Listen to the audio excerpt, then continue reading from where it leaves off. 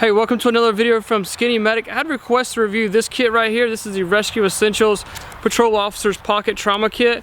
I'm going to do a quick review for you. So this kit does include the SWAT-T Tourniquet, which I'm going to do a separate review video on that. Has some Zpack dressing, some Nitrile Gloves, and some duct tape. Everybody always wants some duct tape in a kit. So we're going to pull the tab and open it up.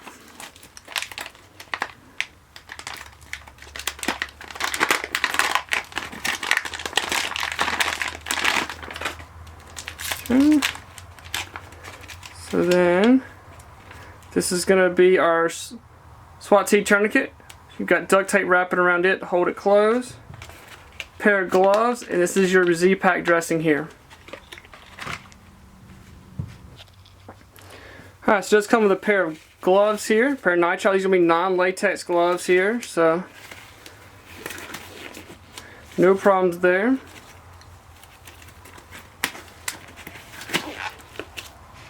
I think people downplay having a good set of gloves in their first aid kit. Number one is to protect you from what the person might have, bloodborne pathogens, things like that. But also it gives a sense to the person that you're working on protection because they don't know what you have. So having a good pair of gloves is important in a first aid kit. The first line of treatment for bleeding control is direct pressure. So having a good pair of gloves to be able to provide that direct pressure is important. Also for a sucking chest wound, that's the same thing. We put a gloved hand over the entry or the exit wound on the chest. So having a good pair of gloves in your kit is an important item. Then we've got our 36 inches of duct tape.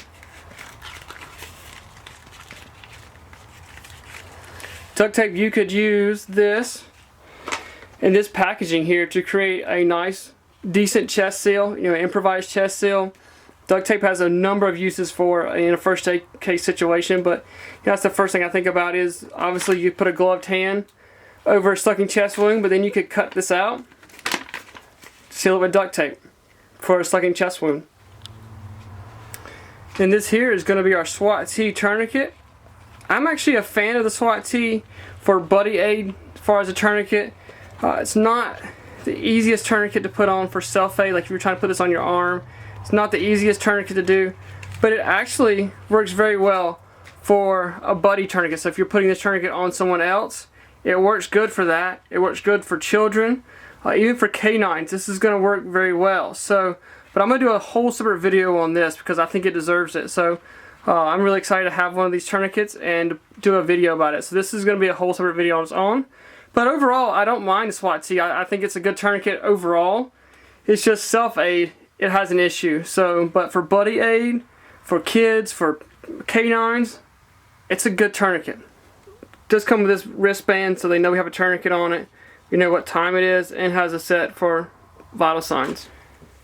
And then here is going to be our Zpack dressing. So this is going to be a non-hemostatic agent dressing here. So this is just gauze. It should be Zpack to make it easier for wound packing, but it's not going to have any hemostatic agents on it, which is not a huge deal. It's just so you know. There again, we're sealed airtight here. We have a pull tab and a pull tab, so we're going to open this up.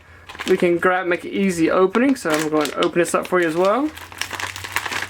And then, so we have our dressing here. There again, this is non-hemostatic, so you could apply this to the wound. You can wound pack this, so it works very well for that. This is going to help with the clotting process and help control bleeding. So this is what it's designed for. So here's a quick overview of what we went over. Get a pair of gloves. This is your Zpack wound dressing, SWAT-T Tourniquet, and some duct tape. So thank you guys for watching. You never know when you'll be the first responder. Remember, you need the right gear and the right training.